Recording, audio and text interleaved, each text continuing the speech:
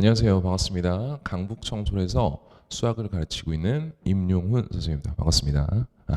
자, 오늘은 학교별 내신 대비 그 내신 분석 그 설명이고요. 요 근처 지역에서 새 학교, 창동고등학교랑 재영고등학교 그리고 대진여고까지 해서 세 개 학교 2학년 1학기 중간고사 내신 분석 설명회를 시작하도록 하겠습니다. 자, 그래서 첫 번째로 창동고등학교 내신 분석 설명회고요. 그 첨부된 자료 같이 보면서 말씀 나누시면 될 것 같습니다. 자, 그래서 창동고등학교 2학년 1학기 중간고사 수학 1 내신 대비고요. 25학년도 이번에 봤던 시험이죠. 그래서 이 학교는 18문제, 2문제에서 20문항 이렇게 출제가 됐고요. 지금 보면은 난이도별로 문항 그 배치가 되어 있습니다. 그래서 뒤에 보시면은 이 학교들 주요 문항들 같이 첨부 자료 해놨고요.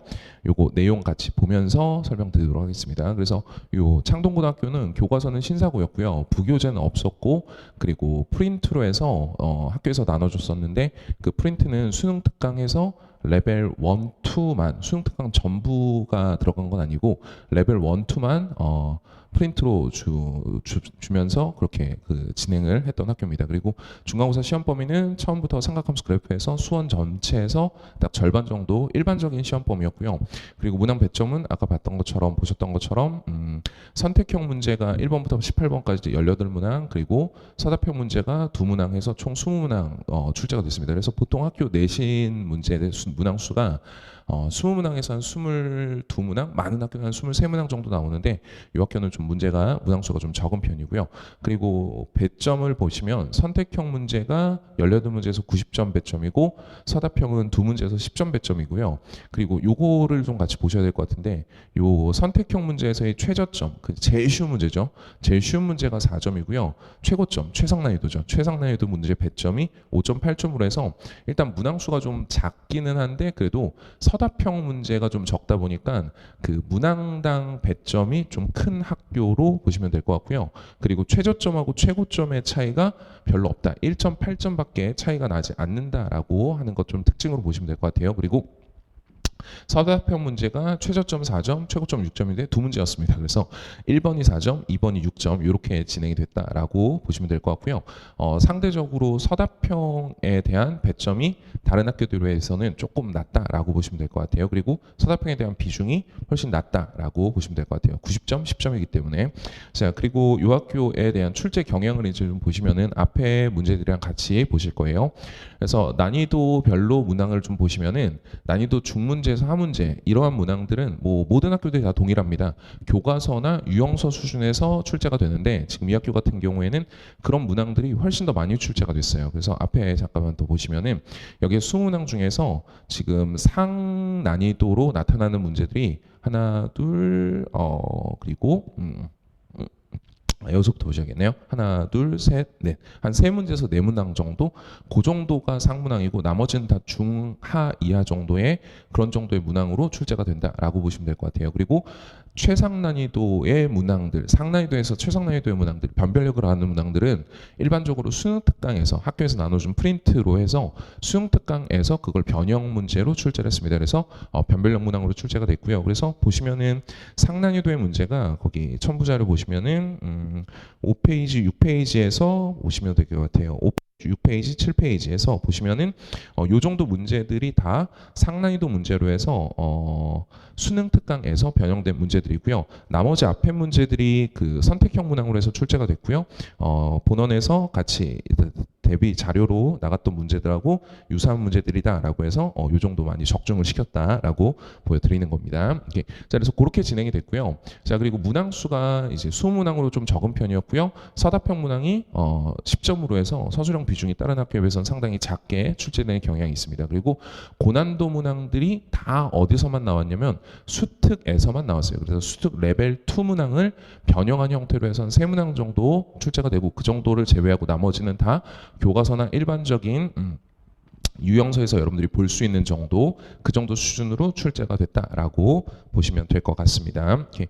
자, 그래서 이런 스타일로 해서 그 창동고등학교는 문제가 출제가 됐기 때문에 여러분들이 이제 기말 때 대비를 할 때 어떤 식으로 우리가 대비를 해야 될지 좀 생각을 한번 해보면, 당연하게도 레벨별로 이제 대비하는 그 방법이 좀 달라야 될 것 같아요. 그래서 중위권에서 중하위권 학생들 같은 경우에는 당연하게도 기본 점수를 먼저 얻으려고 노력을 좀 해줘야겠죠. 그래서 보시면은 선택형 문항의 배점 급간이 작다라고 하는 게 아까 보셨던 것처럼 어디 있죠? 여기 있죠. 그래서 최저점이 4점이고 최고점이 5.8점으로 해서 문항당 배점은 큰데 그 문항당의 급간, 배점의 급간 차이가 상당히 작습니다. 그래서 그 쉬운 문제들, 4점짜리 문제들, 실제로는 지금 제일 어려웠던 문제가 서답형 2번 문제였거든요. 근데 그 서답형 2번 문제가 6점이에요. 근데 그 문제 한 문제를 풀기 위해서 보시면은 7페이지 문항이 지금 서답형 2번 문항인데, 이 문제가 수능특강 레벨 2 문항 두 문항을 섞어서 변형을 하신 문제예요. 그래서 요거 한 문제 푸는데 걸리는 시간이 예상컨대 앞에 있는 객관식 문제에서 쉬운 문제 있죠. 앞에 1, 2, 3, 4번 그런 정도 난이도의 문제들 한 4문제에서 5문제 푸는 것 이상으로 걸릴 수가 있거든요. 그런데 그 앞에 문제 4문제, 5문제를 풀면 지금 16점에서 한 20점 정도가 나오게 되는데, 서답형 문제 2번 문제를 풀면 6점밖에 못 얻어요. 됐어요. 그래서 그 고난도 문항들은 버린다 하더라도, 중저하위권 학생들 같은 경우에는 고난도 문항들을 버린다 하더라도 기본 문항만 실수 없이 충분히 처리할 수 있다라고 하면 굉장히 많은 점수를 얻을 수 있는, 그래서 여기 보시면은 70점 이상의 점수, 고난도 문항으로 나타났던 한 서너 문제를 제외하고 나면 한 70점 이상의 점수를 얻을 수 있기 때문에 평소에 교과서나 유형서에 있는 기본 문항들을 충분히 많이 연습을 해준다라고 하면 충분한 점수들을 좀 확보할 수 있을 것 같습니다. 그래서 중중하위권 같은 경우에는 기본 문항들에 대한 반복 숙달이 충분히 이루어져야 된다라고 생각하시면 되겠고요. 그 다음에 상위권 학생들 같은 경우에는 당연히 고득점을 막기 위해서 최고 난이도의 문제들을 처리를 하셔야겠죠. 근데 여기도 마찬가지로 항상 동일한 특징에 대해서 중하위권 학생과 상위권 학생이 대하는 방법이 달라져야 되는 거죠. 그래서 여기서도 마찬가지로 기본 문항에 대한 배점이 상대적으로 크기 때문에 고난도 문항을 맞춘다 하더라도 아까 봤던 것처럼 고난도 문항의 최고점이 5.8점밖에 안 됐어요.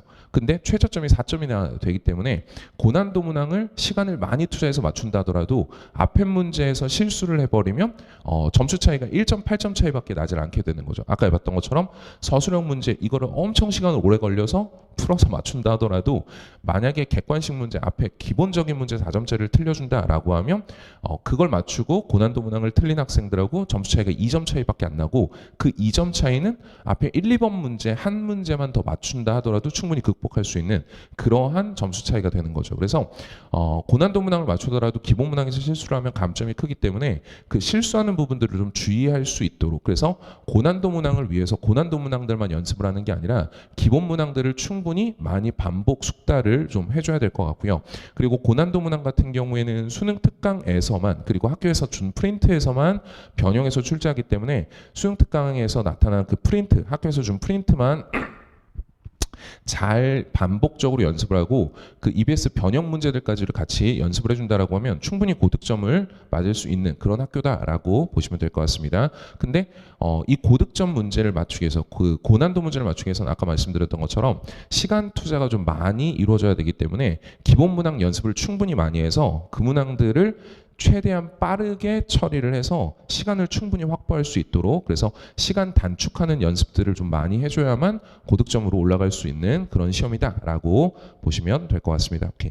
자, 그래서 창동고는 이 정도로 여러분들 정리하시면 되겠고요. 자, 그 다음에 제형고등학교인데 이 제형고등학교부터가 문제 난이도나 이런 것들이 조금 더 힘들기 때문에 내신 대비가 하기가 상대적으로 조금 힘든 학교다라고 보시면 될 것 같아요.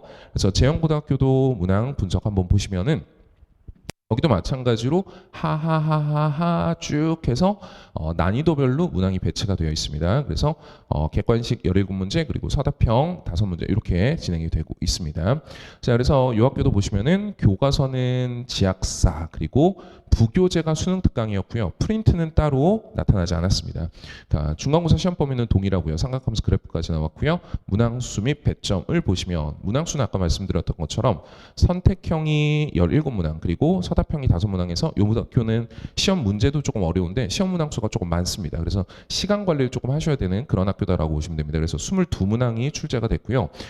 점수 배점을 보시면 아까 창동고 같은 경우는 90점, 10점이었죠. 근데 여기는 55점, 45점이에요. 그래서 상대적으로 서답형에 대한 비중이 상당히 높다라고 보시면 됩니다. 자, 그리고 문제 배점을 보시면 여기는 최저점이 2.4점이고 최고점이 4.1점이에요. 그래서 문제의 급간, 최저점과 최고점의 급간을 보면 아까도 1.8점인데 얘는 1.7점이니까 비슷하다라고 생각할 수가 있는데 문항 배점을 보셔야 돼요. 문항 배점을 보면 최저점이 2.4점인데 최고점이 4.1점이기 때문에 최저점과 최고점이 거의 2배 정도 차이가 난다라고 보시면 됩니다. 그래서 실제 그 점수 차이가 1.7점이다라고 해서 비슷한 거 아닌가라고 생각할 수가 있는데 생각보단 급간이 크다라고 생각을 할 수가 있을 것 같아요. 그리고 서답형 같은 경우에는 최저점이 7점이고 최고점이 11점이나 되면서 방금 말씀드렸던 것처럼 배점이 상당히 큽니다. 그래서 서답형이 차지하고 있는 비중이 상당히 크다라고 보시면 될 것 같아요. 그래서 여기 있는 최저점 문제 한 4문제에서 5문제를 맞춰야 이 최고점 문제 11점짜리를 커버할 수 있다라고 생각을 하시면 될 것 같습니다. 자, 그래서 출제 경향을 한번 보시면은 여기도 마찬가지예요. 모든 학교들이 다 비슷합니다. 난이도 중에서 하 정도의 문제들은 교과서나 일반적인 유형서에서 출제가 되는데 이 학교 같은 경우에는 중난이 정도의 문제들도 수능 특강 유제나 이런 부분들 그래서 앞에 자료를 한번 보시면은 11페이지에 보시면은 7번 문제 이런 것들이 이제 교과서 대단원 마무리해서 조금 중정도 난이도로 출제가 된 문제고요. 그 밑에 있는 9번 문제도 수능 특강 유제 문제에서 그리고 서술형 2번 문제도 13페이지입니다. 13페이지 보시면 여기도 서술형 2번 문제가 수능 특강 유제 정도 요 정도 수준에서 많이 출제가 되고 있다고 보시면 됩니다. 그래서 난이도가 좀 낮은 문제들도 수능 특강에서 많이 출제가 된다고 보시면 되겠고요. 그리고 난이도가 중 이상부터 해서 최상 난이도까지는 수능 특강이나 모의고사 문제에서 변형을 해줘요. 그래서 수능 특강 문제도 똑같이 내지 않고 모의고사 문제도 똑같이 내지 않고 다 변형해서 문제가 출제가 되고요. 그래서 그것들을 가지고서 변별력 문항으로 출제가 된다라고 보시면 될 것 같아요. 그래서 앞에 자료 보시면은 12페이지에 13번 문제 이것도 지금 레벨 3 수능 특강 레벨 3인데 요건 좀 특이하죠. 올해 수능 특강 레벨 3가 아니라 20년 레벨 3 20년 벌써 5년이나 지난 그 수능 특강에서 레벨 3 문제를 변형을 해서 변별력 문항으로 출제를 했고요. 13페이지를 보시면은 16번 요것도 이제 고난도 문항이었는데 옆에 있는 기출 문제랑 비교해서 보시면은 문제가 엄청 비슷하죠. 그래서 요 문제가 원래 평가원 기출 문제가 있었는데 그 평가원 기출 문제를 어떤 기관에서 변형을 했어요. 근데 그 변형한 문제를 가지고서 또다시 변형을 한 그러한 문제다라고 보시면 될 것 같아요. 그리고 그 밑에 있는 17번 문제도 수능 특강 레벨 3를 변형해서 출제한 문제다라고 보시면 됩니다. 그래서 난이도 상문제들이 다 수능 특강과 모의고사에서 변형되는 형태다라고 해서 이 학교들이 재영고등학교가 내신 대비가 좀 힘든 게 학생들이 공부하기가 좀 힘든 게 수능 특강도 봐야 되고 모의고사에서 출제되는 빈도가 좀 높기 때문에 모의고사까지 고3 학생들이 보는 그 모의고사까지를 준비하지 않으면 고득점을 맞기가 상당히 힘든 학교다라고 보시면 될 것 같아요. 자, 그래서 아까 봤던 것처럼 선택형 문항의 배점 극간이 크다라고 말씀을 드렸는데 그 이유가 그 문항 자체의 배점과 비교했을 때 크다. 그 최저점과 최고점이 거의 2배 차이가 난다라고 보시면 될 것 같고요. 서답형의 비중이 다른 학교에 비해서 상대적으로 훨씬 크다. 아까 보셨던 것처럼 17문제가 55점인데 5문제가 45점이에요. 엄청나게 서답형에 대한 비중이 크다라고 보시면 될 것 같습니다. 자, 그래서 이렇게 출제가 됐고요. 그럼 요 학교 같은 경우에는 우리가 기말고사를 어떻게 준비를 해야 될까라고 했을 때 마찬가지로 중하위권과 상위권을 나눠서 한번 생각을 해보면 중하위권 같은 경우에는 모든 학교들이 다 동일합니다. 내신은 학교별 특징이 조금씩 있기는 하지만 그 내신을 준비한다라고 했을 때 그 준비하는 방법 자체는 대동소이하다라고 생각을 하시면 될 것 같아요. 그래서 여기도 마찬가지로 중하위권 같은 경우에는 중난이도의 기본 문제들을 맞춰주셔야 되는데 여기에는 기본 문제들도 수특에서 많이 출제가 되고 있다라고 보시면 돼요. 그래서 중난이도 문항도 수특에서 다수 출제되므로 수특에서 역시 마찬가지로 우리가 고난도 레벨 3라고 하는 고난도까지를 풀어주면 너무 좋겠지만 우리가 선택과 집중을 해줘야 되니까 레벨 3를 제외하고서 충분히 연습을 해준다라고 하면 선택형에 비해서 충분히 연습을 해준다라고 하면 그 수특에서 나오는 문항들도 일반적인 난이도의 문제들 충분히 맞출 수가 있고요. 그리고 또 중요한 게 요게 이 학교는 되게 중요한 것 같아요. 선택형에 비해서 서답형의 난이도가 생각보다 높지 않습니다. 보시면은 여기서부터 해서 쭉쭉쭉쭉쭉 여기는 상에 관련된 문제들이 한 7문제에서 8문제 정도 상난이도 문제가 그렇게 출제가 돼요. 그래서 뒤쪽 보면 다 상상상상상 최상 막 이렇게 나와 있죠. 그럼 여기 있는 문제들이 다 수특 레벨 3나 아니면 이전 수특 레벨 3나 모의고사 기출 문제들을 변형한 형태예요. 그런데 서술형 문제를 보니까 중중중중중 11점짜리도 중난이도예요. 11점짜리도 중난이도입니다. 그래서 서술형이라고 하는 선택형에 비해서 서답형에 대한 난이도가 생각보다 높지 않아요. 다 중정도 난이도고 교과서나 일반적인 유형서 수준 그리고 수특으로 따지면 레벨 2 이내의 수준으로 출제가 된다고 보시면 됩니다. 그래서 그렇게 난이도가 높지 않은데 배점은 아까 보셨던 것처럼 선택형에 비해서 상당히 높아요. 5문제가 45점이나 됩니다. 그래서 앞에 있는 선택형의 기본 문제들을 충분히 맞춰주고 그리고 서답형을 우선적으로 공략을 해서 서답형 문제만 제대로 맞춰줄 수 있다라고 하면 이 학교에서도 중종합위권 학생들도 한 60에서 70점 정도까지를 확보할 수 있는 그러한 시험지다라고 보시면 될 것 같아요. 그래서 서답형을 먼저 정리를 하고 먼저 공략을 하고 문제를 해결하는 게 더 유리하다라고 보시면 되겠고요. 그래서 평소 연습할 때에도 충분히 교과서나 수특 고난도 레벨을 제외한 나머지 문제들 그래서 중간 난이도의 유형서 정도에 있는 문항들을 충분히 반복 연습을 해서 준비를 하시는 게 확실히 좋다. 준비가 잘 될 거다라고 생각을 하시면 되겠고요. 그 다음에 여기는 오히려 중하위권 학생들 같은 경우에는 그렇게까지만 해줘도 한 60에서 70 정도를 맞을 수가 있기 때문에 그래도 대비가 좀 편할 수 있는데 상위권 학생들이 고득점을 맞기 위해서 해야 될 것들이 너무 많은 거죠. 그래서 보시면은 여기도 마찬가지로 서답형의 배점이 크니까 상위권 학생들 같은 경우에도 서답형을 먼저 공략하는 게 훨씬 더 중요합니다. 그래서 서답형 같은 경우에는 서술형이다 보니까 이게 중하위권 학생들하고 상위권 학생들이 대하는 자세도 좀 달라져야 돼요. 일단 서술형 같은 경우에는 중하위권 학생들은 어떤 자세로 해줘야 되냐면 내가 뭐든지 일단 쓰고 그렇게 써서 부분 점수라도 얻으려고 하는 그런 자세를 가지고 들어간다라고 하면 상위권 같은 경우에는 서답형에서 감점을 당하지 않아줘야 돼요. 그 감점되는 것들이 누적되다 보면 그것도 생각보다 점수가 크거든요. 그래서 서답형 배점이 크니까 거기서 감점당하지 않도록 답안 작성을 정확하게 하는 연습들이 좀 필요할 것 같고요. 그래서 배점, 그 비중이 큰 서답형을 먼저 정확하게 점수를 얻어갈 수 있도록 해야 되고 그리고 나서 이제 고난도 문항을 준비하셔야 되는데 이건 어쩔 수 없을 것 같아요. 고난도 문항을 준비하기 위해서는 수특 열심히 푸셔야 되고 그리고 모의고사 기출문제들까지도 다 섭렵을 해줄 수 있어야 될 것 같아요. 그래서 고난도 문항이 수특하고 모의고사에서 변형 출제가 되고 그렇게 되기 때문에 그러한 부분들을 다 같이 병행해서 연습을 하지 않으면 그래서 유학교 학생들 같은 경우에 상위권 학생들은 수특뿐만이 아니라 뭐 자이스토리나 이런 그 기출 문제집들까지도 여러 번 반복하면서 공부를 하고 있다라고 생각을 하고 가셔야 될 것 같아요. 그리고 수특이 올해 수특만 일단 부교재인데 올해 수특에서만 나오는 게 아니라 아까 보셨던 것처럼 12페이지 보시면 이것도 고난도 그 변별력 문항이었거든요. 거기 보면 맨 밑에 있는 13번 문제. 근데 그 13번 문제가 수특 레벨 3인데 아까 보셨던 것처럼 20년 수특이라고 말씀을 드렸었죠. 그 20년 수특이기 때문에 그 수능 특강을 올해 것만 본다라고 해서 되는 게 아닌 것 같아요. 그래서 가능하다라고 하면 할 수 있다라면이겠죠. 일단은 올해 수능 특강 에서 많이 출제가 되고 있고 그 기출문제에서 모의고사 기출문제에서 많이 출제가 되고 있기 때문에 그 부분에 대해서 먼저 정확하게 대비를 해놓고 그리고 여력이 더 있다라고 하면 이런 문제, 이런 변별력 문항의 소수 문항이 나타날 수가 있기 때문에 수능 특강에서 예전 수능 특강에서 변별력 문항이 소수 출제되기 때문에 한 3개년에서 5개년 정도의 수능 특강 고난도 문항 레벨 2나 레벨 3 정도의 문항들을 같이 더 준비를 해주신다라고 하면 더 좋다. 된다라고 생각하시면 되겠고요. 요거까지 하기 힘들면 요거는 이제 선택. 근데 최소한 수능 특강에 대한 변형 문항들 이런 것들까지는 고난도 문항들 잘 연습을 하고 반드시 모의고사 문항들까지 같이 연습을 해 주셔야 된다. 이렇게 정리를 하시면 될 것 같습니다. 자, 그 다음에 마지막 학교 한번 보실게요.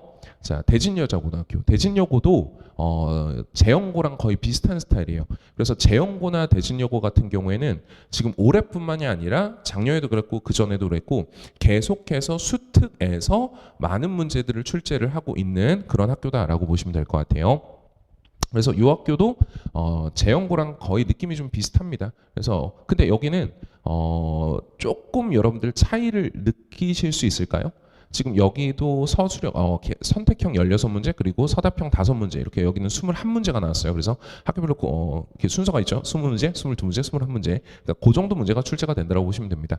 자, 그런데 그 앞에 학교들을 보면 하하하하하 중중중중중 상상상상상 최상 이런 식으로 나오고 서술형에서 뭐 중이나 뭐 상 이렇게 문제가 출제가 되면서 그 난이도별로 배점이 이루어져요. 그래서 보통 모의고사 수능도 그렇게 난이도별로 2점, 3점, 3점, 3점, 3점, 4점, 4점, 4점, 4점 이런 식으로 배점이 나오는데 여기는 보시면 하중상, 하중상, 하중상, 하중상 이래요.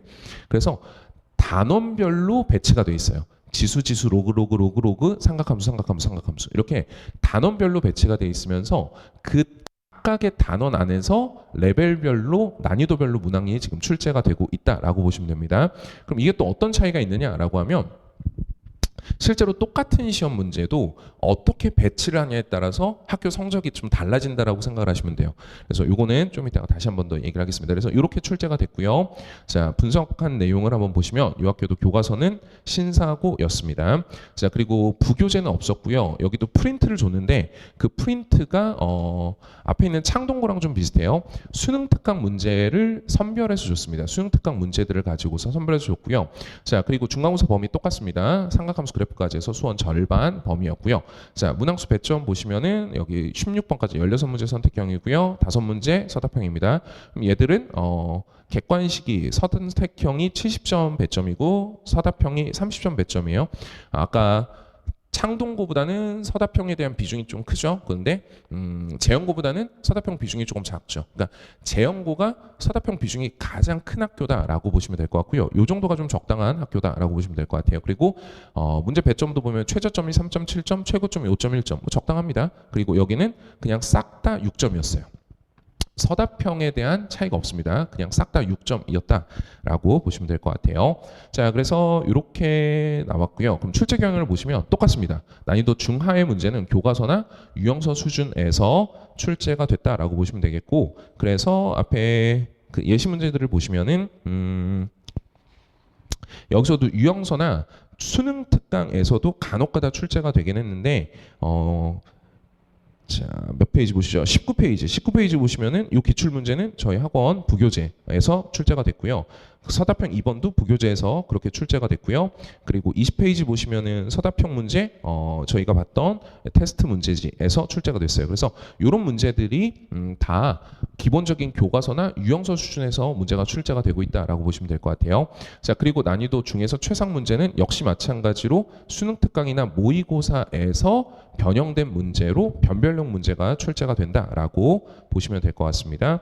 그래서 17페이지에 보시면은 3번 문제부터 모의고사 기출 문제를 변형한 문제가 나와요. 그 이유가 아까 보셨던 것처럼 지수 단원에서 하, 중, 상 이런 식으로 나오기 때문에 3번, 4번 문제부터 난이도 있는 문제들이 출제가 되고 있다라고 보시면 될 것 같아요. 그래서 중에서 최상 문제들이 이런 식으로 수능 특강이나 모의고사에서 문제가 출제가 되고 있다라고 보시면 될 것 같습니다. 자, 그러면 여기에서 출제 경향을 보시면 선택형 문항의 배열이 아까 보셨던 것처럼 난이도별 순서가 아니라 단원별 순서로 이루어져 있어요.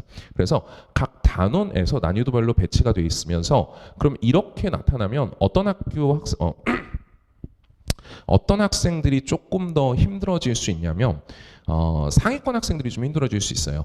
그 중하위권 학생들 같은 경우는 딱 봐서 모르겠다 그러면 그냥 넘어갈 것 같은데 상위권 학생들 같은 경우에는 중간에 걸리는 문제가 있으면 안 된다라고 생각을 한단 말이야. 그래서 앞에 3번, 4번 문제에서 내가 제끼는 문제가 있어서는 안 된다라고 생각을 하기 때문에 풀어보려고 노력을 할 거라는 거죠. 그러다 보니까 중간에서 상 문제들이 중간 배치가 되어 있으면 여기서 시간을 또 많이 잡아먹고 여기서 시간을 또 많이 잡아먹고 그러다 보면 뒤에 가서 시간이 많이 부족한 상황이 벌어질 수가 있기 때문에 뒤에서 내가 충분히 풀 수 있는 쉬운 난이도의 문제들을 못 풀거나 아니면 시간에 쫓기다 보니까 실수를 할 수 있는 그런 경우들이 있습니다. 그래서 상위권 학생들 같은 경우에도 이런 시험지에서는 중간중간에 있는 상난이도의 문제들을 먼저 공략하지 않고 중난이도의 문제들을 먼저 공략해서 일단 기본 점수를 확보해 놓고 그리고 상난이도를 가는 그러한 전략을 세우는 게 좀 좋을 것 같아요. 그래서 이 배치에 따라서 조금 시험 치르는 그 방식이 달라져야 된다라고 생각하고 하시면 될 것 같고요. 그리고 요 대진여고 같은 경우에는 가장 큰 특징 중에 하나가 수능 특강에서 문제가 어마어마하게 많이 나오거든요.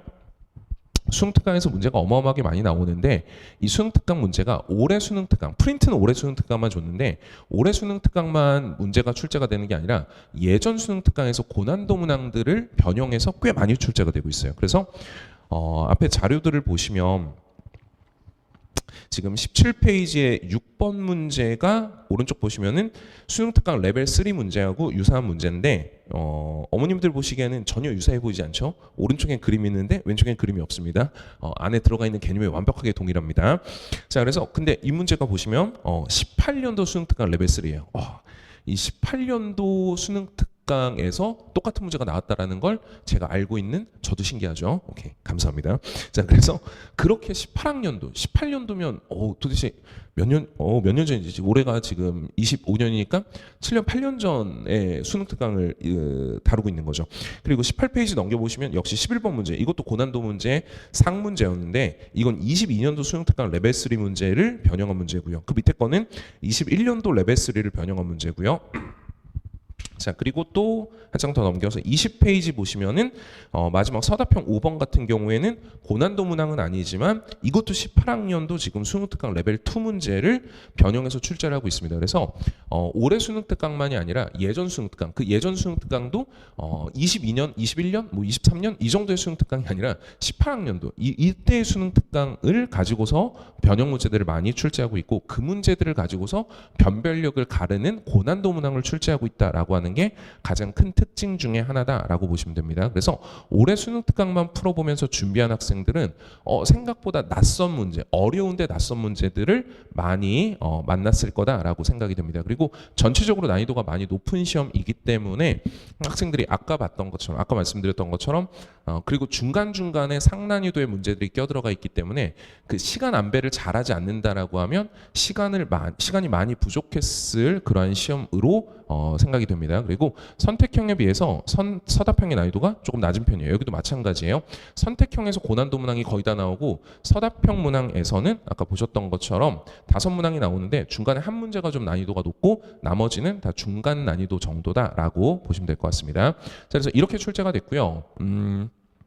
그럼 여기도 이제 기말고사를 우리는 어떻게 준비해야 될까에 대해서 말씀을 드려보면 마찬가지예요. 중위권, 중하위권 같은 경우에는 여기는 조금 난이도가 높다 보니까 쉬운 문제들이 그렇게 많지는 않습니다. 근데 어찌됐든 간에 중하위권 학생들 같은 경우에는 그 기본 문제들을 놓치면 안 되겠죠. 그래서 각 단원별로 쉬운 난이도로 출제되는 한두 문항을 놓치지 않기 위해서 마찬가지 교과서나 기본 유형서 그리고 수능 특강에서 고난도 문항을 제외한 나머지 문제들에 대해서 충분히 반복 연습을 해야 되고 여기도 마찬가지로 선택형에 비해서 서답형의 난이도가 높지 않아요. 난이도가 높은 문제가 기껏해 한 문제에서 많으면 2문제 정도 그렇게 나오는데 배점은 커요. 배점은 아까 보셨던 것처럼 서답형은 한 문제당 6점인데 선택형 같은 경우에는 최고점. 어차피 고난도 문제. 자, 중하위권입니다. 자, 고난도 문제 안 풀겠죠. 그럼 기본 문제랑 비교했을 때 거의 2배 차이가 나요.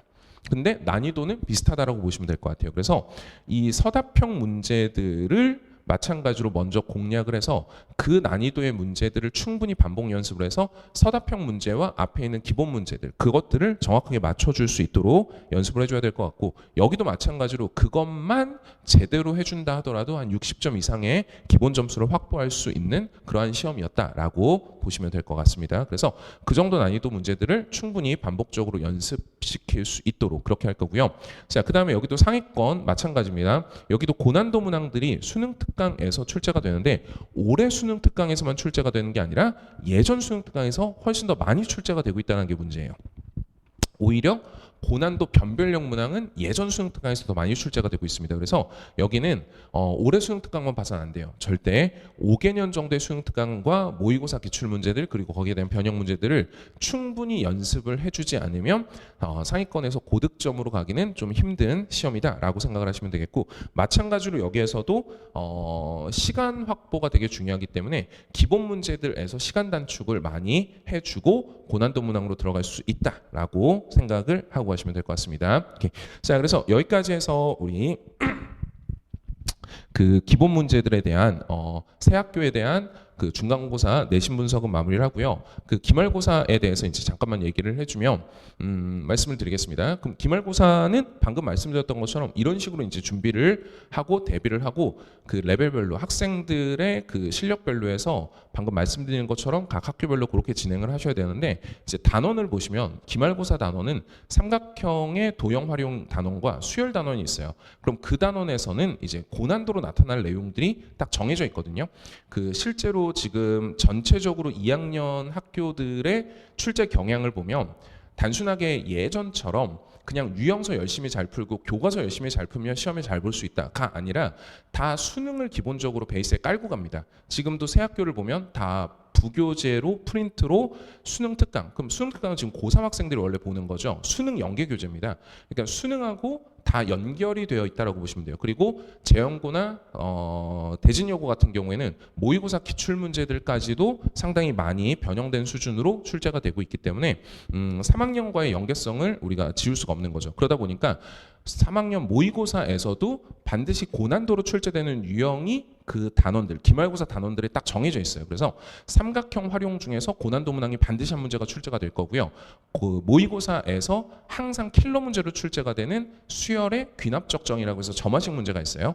그 문제가 역시 또 고난도 문항으로 출제가 될 수 있기 때문에 상위권 학생들 같은 경우에는 그 부분에 대해서 중점적으로 연습을 좀 할 필요가 있다라고 생각을 하고 가셔야 되고, 그리고 삼각형의 도형 활용에 대한 얘기가 학생들이 상당히 어려워하는 유형입니다. 오히려 수열 같은 경우에는 그냥 열심히 한번 나열해볼까? 라고 하면서 조금 가볍게 접근을 할 수도 있는데, 도형 자체를 우리 학생들이 상당히 어려워하기 때문에 그 도형에 관련된 문제를 기말고사 들어가기 전까지, 기말고사 보기 전까지 좀 더 꾸준하게 연습을 해주지 않으면, 그러니까 도형이라고 하는 건 우리가 개념적인 부분들도 중요하지만 감각적인 부분이 되게 중요하기 때문에 그냥 갑작스럽게 잠깐 훅 연습한다고 해서 절대 늘 수가 없거든요. 그래서 꾸준하게 도형 문제들을 계속 반복적으로 연습을 하면서 감각을 좀 키워나갈 수 있도록 그렇게 대비를 해 주셔야 할 것 같습니다. 그래서 그 두 가지에 대해서 상위권 학생들은 포인트를 잡고 가준다라고 생각하시면 되겠고, 상위권, 중하위권 같은 경우에는 뭐 마찬가지로 전체적으로 기본 유형 연습들을 많이 반복해서 연습을 해주셔야 된다라고 생각을 하고 가시면 될 것 같습니다. 자, 그리고 마지막으로 이제 내신 대비에 대해서 말씀을 한번 드려보면, 아까 말씀을 드렸던 것처럼 요즘 내신 대비는 학생들이 준비를 하기가 상당히 힘듭니다. 그러니까 2학년 학생들이다 보니까 이제 막 수원을 처음 배운 학생들인 건데, 물론 학생들이 선행을 많이 하긴 하죠. 선행을 많이 하긴 하지만 일단 기본적으로 교과 과정에 맞춰서 공부를 하고 있다라고 생각을 했을 때는 이제 막 개념 학습을 시작한 학생들이 개념 연습 그리고 기본적인 유형 연습하기도 버거운데, 수능 특강도 그것도 심지어는 올해 수능 특강이 아니라 고3 연계 교재임에도 불구하고 몇 개년치 수능 특강을 같이 연습을 해야 되고, 마찬가지로 고3 학생들이 아님에도 불구하고 모의고사 기출 문제들, 고3용으로 나와 있는 모의고사 기출 문제들도 다 연습을 해줘야 돼요. 그러다 보니까 내신 대비를 하기가 너무 힘듭니다. 근데 또 상대적으로 그렇게 해서 우리가 수능처럼 대비를 해준다라고 했을 때 내신과 수능이 똑같냐라고 하면 그렇지 않죠. 가장 큰 그 차이 중에 하나가, 수능은 30문제를 가지고서 100분을 시험을 보는데 내신 시험은 지금 보면 20문제에서 한 22문제 정도가 나오죠. 근데 그걸 가지고 50분 만에 시험을 본단 말이죠. 그리고 난이도는 수능 같은 경우에도 기본 문제들이 훨씬 더 많이 들어가 있는데 내신 같은 경우에는 기본 문제들보다 상위권 문제들, 고난도 문항들이 생각보다 많이 분포가 되어 있기 때문에 철저하게 시간이 부족합니다. 그래서 내신은 수능에 비해서 더 큰 시간 싸움이다라고 생각을 하셔야 되고요. 그래서 내신 시험을 잘 보기 위해서는 어쩔 수 없이 내가 양측이라고 하는 걸 많이 해줄 수밖에 없어요. 그래서 기본적인 문항들까지는 내가 고민 없이 생각 없이 풀어봤던 문제를 보고 풀어봤던 문제라고 생각을 하고 그걸 쭉쭉쭉 풀어갈 수 있도록 반복적인 연습이 필요합니다. 그래서 풀어본 문제를 풀 수 있어야 하기 때문에 문제들을 많이 보고 연습을 할 수밖에 없게 되는 거죠. 그래서 당연하게도 내신 대비 기간을 들어갔을 때에는 저희 같은 경우에도 연습량을 많이 확보하기 위해서 여러 가지 다양한 문제들, 수능 특강이나 모의고사 기출문제나 이런 것들을 반복적으로 많이 볼 수 있도록 하고 연습을 시킬 수 있도록 그렇게 진행을 하고 있습니다. 그런데 방금 보셨던 것처럼 모의고사 수능 특강 문제가 도대체가 최근 문제가 아니라 18년 문제가 출제가 된다라고 하면 최근 5개년까지를 만약에 푼다 하더라도 내가 못 본 문제가 출제가 될 수 있다라고 하는 거죠. 그럼 내가 못 본 문제들이 출제가 됐을 때 그걸 우리 내신에서는 버려야 되느냐라고 했을 때 그렇게 버릴 수는 없기 때문에 평소 학습도 양치기 수업으로 진행을 하면 반드시 한계가 생길 수밖에 없고 망칠 수밖에 없게 되는 거죠. 그래서 평소 학습은 여러분들이 반드시 수능 수업처럼 진행이 돼줘야 돼요. 그래서 단순하게 그냥 교과 개념 알고 문제풀이만 많이 하는 그런 수업으로 갖고 갔을 때에는 반드시 한계가 생길 수밖에 없게 되는 거죠. 그래서 저희 같은 경우에는 선생님들도 다 15년, 20년 강의 경력이 있으신 분이라서 그 강의에 대한 노하우나 이런 것들이 그리고 강의력이나 이런 것들이 확실히 뛰어납니다. 그래서 저 같은 경우에도 학생들한테 계속 강조하는 부분 중에 하나가 개념이나 공식을 텍스트로만 읽고 텍스트로만 기억하고 문제를 읽을 때에도 그 텍스트로만 읽는다라고 하는 것들이 도움이 되지 않는다라는 얘기를 많이 해줘요. 그래서 저도 수업을 할 때 개념이나 공식에 대해서 뭐를 많이 강조하냐면 구조적인 부분을 강조하고 문제를 읽는다라고 했을 때에도 뭐를 읽어야 된다라는 얘기를 많이 강조하냐면 그 문제가 가지고 있는 구조를 읽어야 된다. 그러면 다른 내용들 그냥 단순한 문제에 주어지는 식이나 문제의 표현이나 그런 말이나 이런 것들은 바뀔 수 있다 하더라도 공식이 갖고 있는 구조와 문제가 갖고 있는 구조를 바꿀 수는 없다라고 얘기를 해요. 그래서 그 구조들을 기억하고 그 구조를 읽어준다라고 하면 그 내가 정리했던 내가 배웠던 연습했던 개념의 공식의 구조와 문제의 구조가 매칭이 되면서 처음 본 문제들도 문제를 풀 수가 있게 되는 거죠.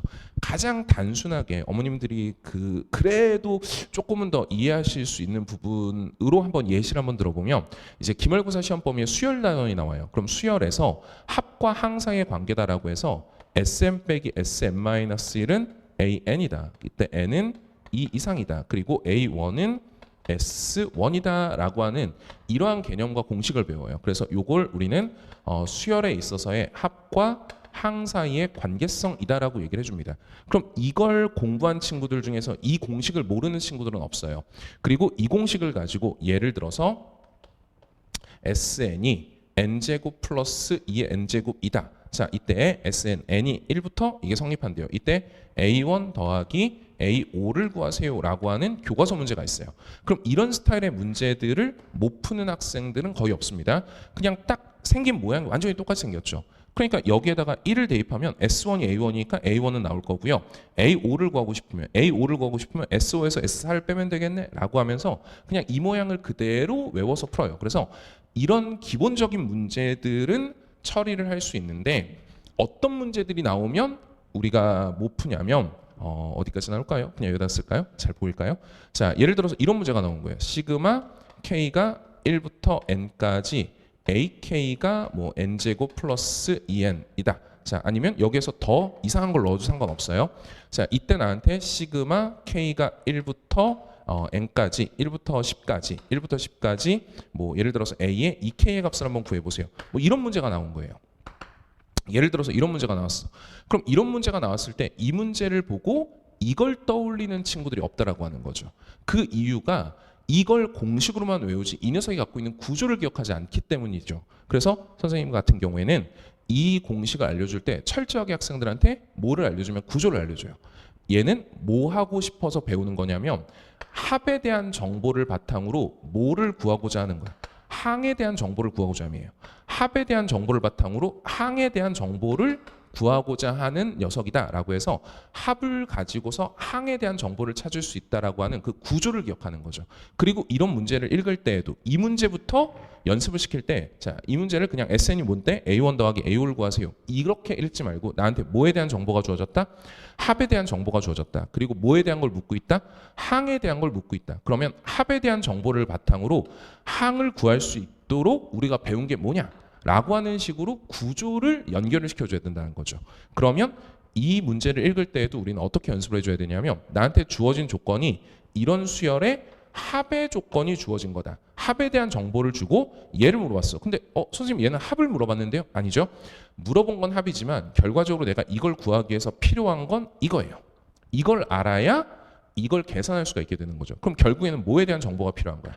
항에 대한 정보가 필요한 거죠. 그러면 결과적으로 이것도 문제가 가지고 있는 기본적인 구조는 합에 대한 이 수열에 대한 합에 대한 정보가 주어지고 이 수열에 대한 항의 정보를 찾아야 하는 문제이구나라고 하는 구조적인 부분이 이 개념과 확실하게 매칭이 되게 되는 거죠. 그래서 이런 식으로 우리가 수업을 하다 보면 학생들도 내가 뭐 도대체 배운 게 뭐고 뭘 배워가지고 내가 뭘 알아서 이 문제를 풀고 있을까라는 생각을 하지 않게 되는 거예요. 실제로 양치기만 한 친구들 같은 경우에는 그냥 문제를 외워서 푸는 느낌이지 내가 알고 있는 개념, 내가 뭔가 정리한 개념을 바탕으로 문제를 푼다라는 생각을 전혀 못 하거든요. 그래서 선생님 같은 경우에는 저 같은 경우에는 학생들하고 얘기를 해보면 수업을 듣는 학생들 중에 상당수가 그런 얘기를 해줘요.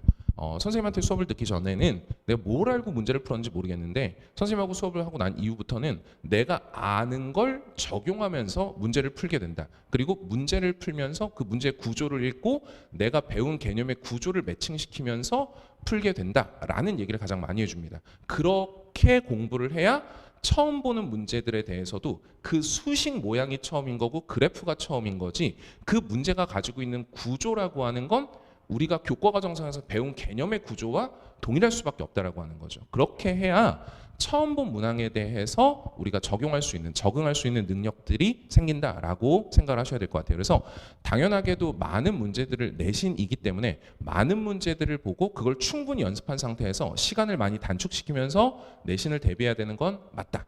하지만 그건 내신 기간 때 해야 되는 거고 평소 공부를 할 때에는 어떤 문제가 어떻게 나올지 모르기 때문에 정확하게 개념적인 부분을 가지고서 그리고 문제를 읽을 때에도 그런 구조적인 부분을 가지고서 근본적인 걸 해결을 해줘야만 우리가 정확하게 수학이라고 하는 수학 시험이라고 하는 거에 대한 대비를 할 수 있다. 처음부터 양치기만 가지고선 되지 않는다. 이렇게 생각을 하시는 게 좋을 것 같습니다. 그래서 그러한 방향성을 가지고서 내가 공부를 하고 시험 대비를 하고 시험 준비를 하고 선행을 하고 그렇게 공부를 했을 때에 내신뿐만이 아니라 지금 2학년 학생들이니까 금방 이제 3학년 돼서 수능을 준비하셔야 되잖아요. 그래서 수능까지도 같이 한 방에 준비할 수 있다라고 생각을 하시면 되겠고 그렇게 저희는 수업을 하고 있고 준비를 하고 있습니다. 그래서 기말 때에도 그런 방식을 가지고서 평소에 연습을 시키고 시험 기간에는 충분히 이런 자료들을 가지고 제가 18년도 수능 특강까지 꿰고 있는 감사합니다.